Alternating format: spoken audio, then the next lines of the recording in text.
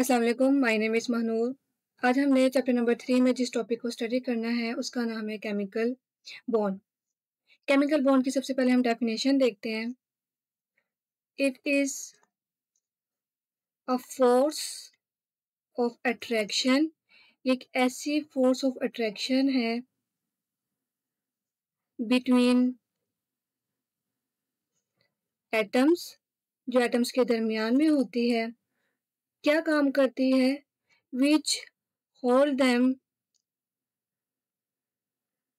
Together, जो इनको पकड़ कर रखती है आपस में।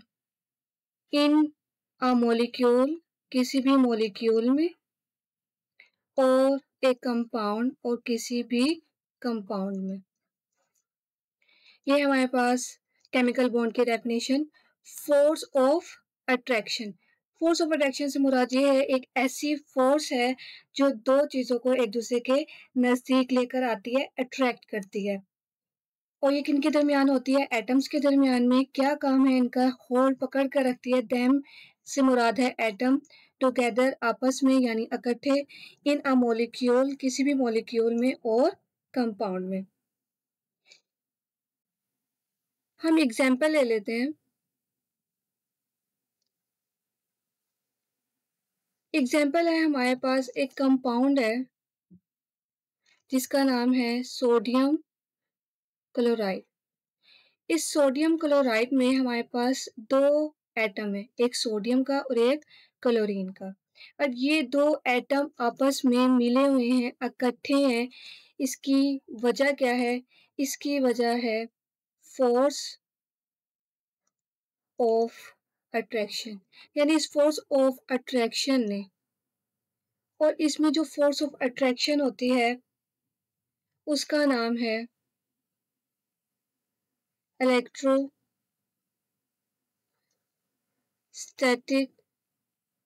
Force of attraction.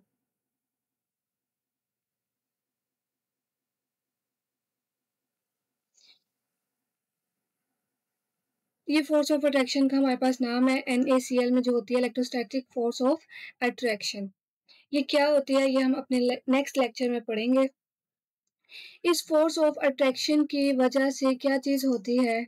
ये जो टू एटम्स हैं, sodium and chlorine, two atoms हमारे पास कौन से हैं? Sodium and chlorine combine together. ये आपस में इस फोर्स की वजह से इकट्ठे हुए हैं और ये बनाते हैं एक कंपाउंड। नेक्स्ट हमने देखना है, हमारे पास है फॉर्मेशन ऑफ बॉन्ड।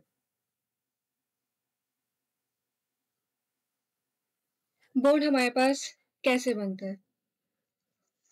हमेशा बॉन्ड जब बनता है तो दो एटम्स के दरमियान में बनता है। तो हमारे पास क्या होता है? When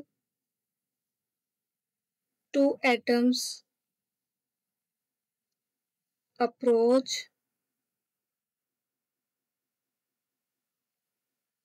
each other. जब भी कोई दो एटम अप्रोच करते हैं एक दूसरे को, यानी एक दूसरे के नजदीक आते हैं, कांटेक्ट करते हैं, तो क्या होता है हमारे पास? वो हमने देखना है।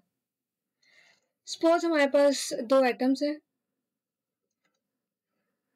एक एटम ये है और एक एटम, ये दो एटम एक दूसरे के नजदीक आते हैं। अब हमें पता है एटम का स्ट्रक्चर किस तरीके का होता है। सेंटर में न्यूक्लियस होता है और साइड पर शेल्स होते हैं।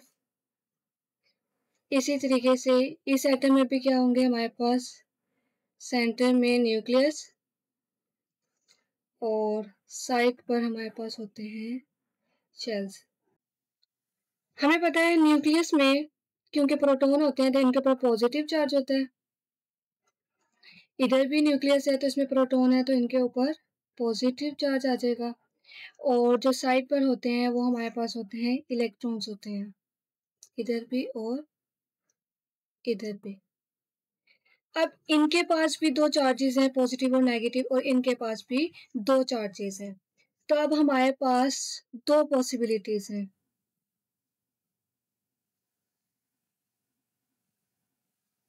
दो चीजें मुमकिन है।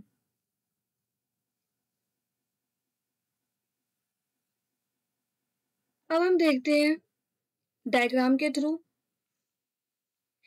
अब सेम चार्जेस एक दूसरे को, एक मतलब इनके दरमियान भी कोई फोर्स हो, और पॉजिटिव पॉजिटिव के दरमियान भी फोर्स होगी, यानी सेम चार्जेस के दरमियान भी फोर्स है। और जब सेम चार्जेस के दरमियान फोर्सेस होती है तो इसको हम कहते हैं कि ये रिपल्शन फोर्स है, यानी ये वो फोर्स है जिसकी वजह से एटम एक दूसरे से दूर जाएंगे।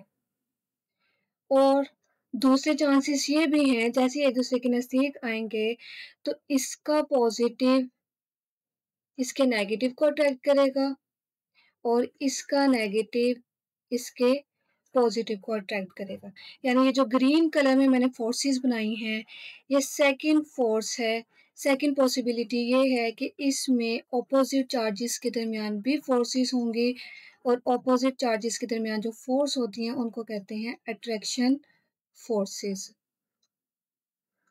ये दो पॉसिबिलिटीज हैं कि इनके दरमियान ये दो फोर्सेस डेवलप होंगी, repulsion force and attractive force.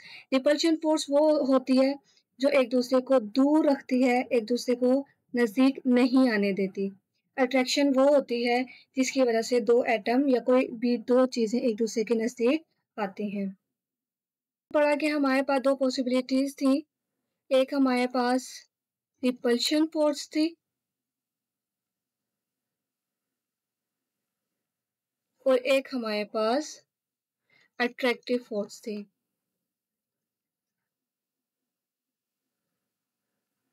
अब जब ये दो आमने सामने होती हैं, इनके दरमियान आप समझ लें कंपटीशन होता है। अगर तो रिपल्शन फोर्स डोमिनेट करती है,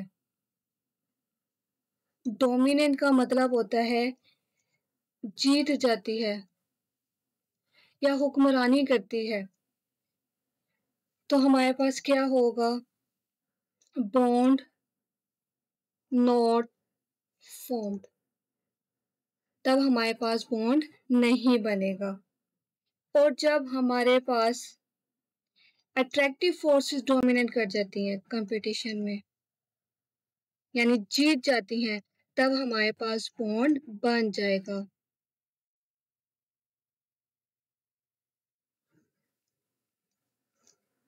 रिपल्शन फोर्स जब डोमिनेट करती है तो बॉन्ड नहीं बनता। क्यों नहीं बनता? क्योंकि रिपल्शन का मतलब होता है कि एटम एक दूसरे के दूर जाएंगे, एक दूसरे के नजदीक नहीं आएंगे।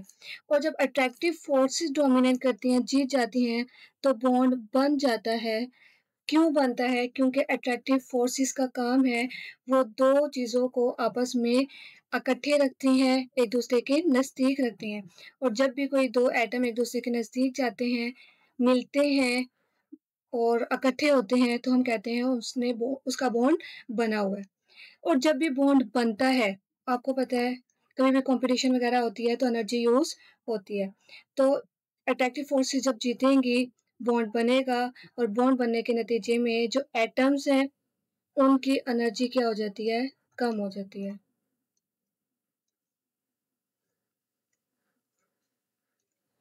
अब ये वो पॉइंट हैं आपने जहन में रखने हैं, क्योंकि लेक्चर का मकसद ही यही है कि लेक्चर में जो आपको बताया जाता है वो आपने जहन में रखना है, क्योंकि ये वो पॉइंट है जो आगे मजीद चैप्टर्स में मजीद डिस्कस होंगे। तो आपको पता होना चाहिए कि बॉन्ड फॉर्मेशन में एनर्जी डिक्रीज होती है। ये जो चीज़ है ये है हमारे पास फॉर्मेशन ऑफ बॉन्ड।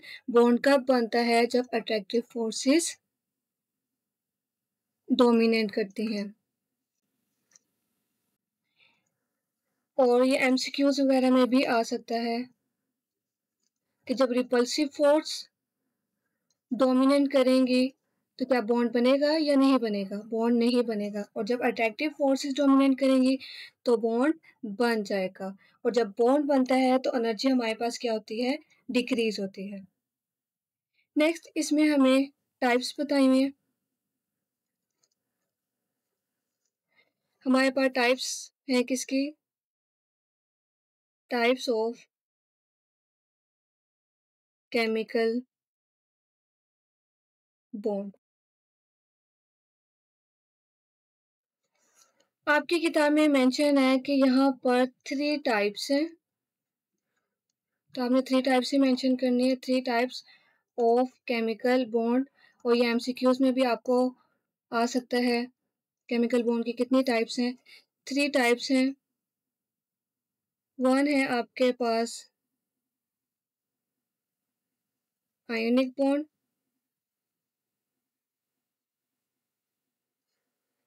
सेकेंड आपके पास है कोवेलेंट बॉन्ड, थर्ड आपके पास है कोऑर्डिनेट कोवेलेंट बॉन्ड। इस टॉपिक के दरमियान में आपको एक इम्पोर्टेंट इंफॉर्मेशन दी गई है जो शॉर्ट क्वेश्चन में और एमसीक्यूज में आ सकती है। इम्पोर्टेंट इंफॉर्मेशन में वो आपको इलेक्ट्रॉनिक कॉन्फ़िगरेशन की डेफिनेशन है हमारे पास।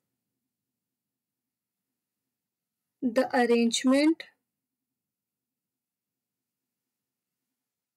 Of electrons around the nucleus in shells and subshells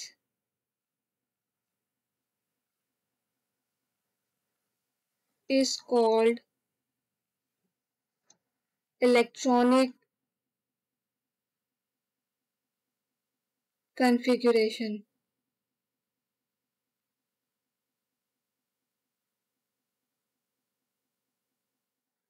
arrangement किसकी? अरेंजमेंट इलेक्ट्रॉन्स की अरेंजमेंट, यानी इलेक्ट्रॉन की तरतीब। इलेक्ट्रॉन को हमने डिस्ट्रीब्यूट करवाना है, किस जगह पर करवाना है? Around the nucleus. न्यूक्लियस के इर्द गिर्द हमने अरेंज करवाना है, यानी हमने उसकी तरतीब देनी है। और आपको पता है कि न्यूक्लियस के इर्द गिर्द वाला जो मटेरियल होता है उसको हम कहते हैं, वो जो एरिया होता है उसको हम शेल्स भी कहते हैं। और शेल्स के अंदर होते हैं सब शेल्स। हमारे पास फॉर एग्जांपल घर है, घर में इंसान रहते हैं, तो घर के अंदर कमरे हैं, तो कमरे में भी कौन रहेगा? इंसान रहेंगे। बिल्कुल इसी तरीके से हमारे पास सेंटर में न्यूक्लियस है और इसके इर्द गिर्द हमारे पास क्या होते हैं? शेल्स होते हैं। और आपने मेरे पहले लेक्चर्स में भी ये चीज़ डिस्कस किया है कि हमारे पास शेल्स डिफरेंट किस्म के होते हैं, डिफरेंट साइज के भी होते हैं। तो इन शेल्स में इलेक्ट्रॉन होते हैं और शेल्स के अंदर भी हमारे पास पोर्शन है जिनको हमने नाम दिया है सब शेल्स का। तो ऑब्वियस बात है, शेल्स का हिस्सा है सब शेल, तो शेल्स में इलेक्ट्रॉन है, तो सब शेल में भी क्या पाए जाएंगे? इलेक्ट्रॉन पाए जाएंगे। और आपको इनके मैंने साइज के बारे में बताया था, पहला सबसे छोटा होता है, फिर दूसरा, फिर हमारे पास तीसरा आता है वो जो बड़ा होता है। कि उनके साइज डिफरेंट हैं तो इनकी अरेंजमेंट भी डिफरेंट होगी, इनकी जगह होगी। तो इनमें जो डिस्ट्रीब्यूशन होती है इलेक्ट्रॉन्स की उसको हम कहते हैं इलेक्ट्रॉनिक कॉन्फ़िगरेशन। चलते अपनी किताब की तरफ, किताब से भी हम रीड कर लेते हैं। किताब में भी हमारे पास जो टॉपिक है वो केमिकल बॉन्ड है। ये हमारे पास केमिकल बॉन्ड की डेफिनेशन है जो हमने ऑलरेडी पढ़ ली है। ये फोर्स ऑफ अट्रैक्शन है, एटम्स के दरमियान में होती है, होल्ड पकड़ कर रखती है देम इनको टुगेदर आपस में, फॉर्म ऑफ मॉलिक्यूल किसी भी मॉलिक्यूल की शक्ल में और कंपाउंड की शक्ल में। ये वाला पैराग्राफ और इस पैराग्राफ की आपके पास हेडिंग बनेगी formation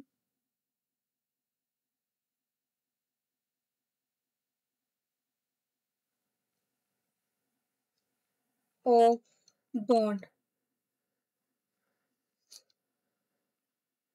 When two different substances when atom of different substances approach each other, एक दूसरे को कॉन्टैक्ट करते हैं, नजदीक आते हैं, देयर आर टू पॉसिबिलिटीज, तो दो चीजें मुमकिन हैं। दे में अट्रैक्ट, या तो वो अट्रैक्ट करेंगे यानी एक दूसरे के नजदीक आएंगे, और रिपेल ईच अदर, या वो एक दूसरे को दूर फेंकेंगे।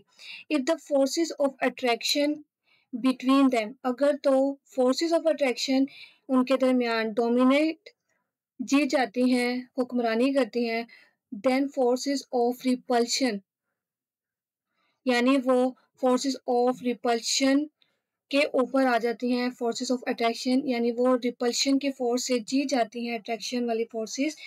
तब क्या होता है, energy of the system gets lowered, यानी एनर्जी क्या हो जाती है, कम हो जाती है, डिक्रीज हो जाती है।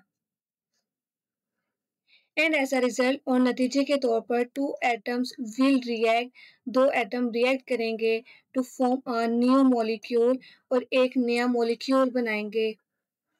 कन्वर्सली का मतलब होता है इसके ऑपोजिट क्या होगा, कि two atoms simply move away, या तो अट्रैक्शन फोर्सेस जीतेंगी, एनर्जी कम हो जाएगी, और हमारे पास बॉन्ड बन जाएगा, यानी मॉलिक्यूल बन जाएगा।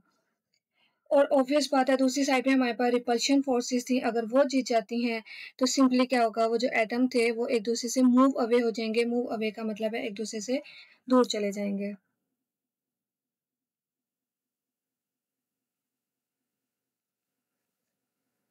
नेक्स्ट हमारे पास टाइप्स ऑफ केमिकल बॉन्ड है। हमारे पास 3 टाइप्स हैं, एमसीक्यूज में आपके पास आ सकता है।